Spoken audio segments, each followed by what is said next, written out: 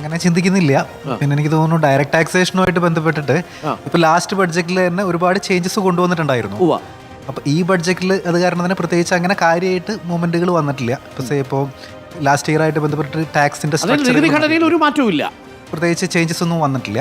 പക്ഷെ ഒന്ന് രണ്ട് നല്ല കുറച്ച് ഇമ്പ്രൂവ്മെന്റ്സ് വന്നേക്കണെന്ന് വെച്ച് കഴിഞ്ഞാൽ ഇപ്പോൾ നേരത്തെ സാർ സൂചിപ്പിച്ചിരുന്ന പോലെ വിദേശയാത്രയായിട്ട് ബന്ധപ്പെട്ടുള്ള TCSന്റെ പ്രൊവിഷൻസ് കുറച്ചിട്ടുണ്ട്. പിന്നെ ഒരു മോർ ഇമ്പോർട്ടൻ്റ് ആയിട്ടുള്ള ഒരു കാര്യം എന്ന് പറയുന്നത് നമ്മളുടെ ബിലേറ്റഡ് റിട്ടേൺ. നമ്മളിപ്പോൾ ഒരു ഇൻകം ടാക്സ് റിട്ടേൺ ഫയൽ ചെയ്യണമെന്നുണ്ടെങ്കിൽ December 31 വരെ ആയിരുന്നു നമുക്കൊരു ലാസ്റ്റ് ഡേറ്റ് ഉണ്ടായിരുന്നത്. അപ്പോൾ അത് മാർച്ച് വരെ എൻഹാൻസ് ചെയ്തിട്ടുണ്ട്. അപ്പോൾ ഒരുപാട് ആളുകൾക്ക് ഇപ്പോൾ റീഫണ്ടൊക്കെ വിട്ടുപോയിട്ടുണ്ടെന്നുണ്ടെങ്കിൽ അതിപ്പോൾ മാർച്ച് വരെ വന്നിട്ടുണ്ട്. പിന്നെ വേറൊന്നുള്ളത് ഈ പ്രോപ്പർട്ടി സെയിലായിട്ട് ബന്ധപ്പെട്ട് ഇപ്പോൾ NRIs പലപ്പോഴും പ്രോപ്പർട്ടി വിൽക്കുമ്പോൾ അവരുടെ TDSന്റെ അപ്ലിക്കബിലിറ്റി വരാറുണ്ട്.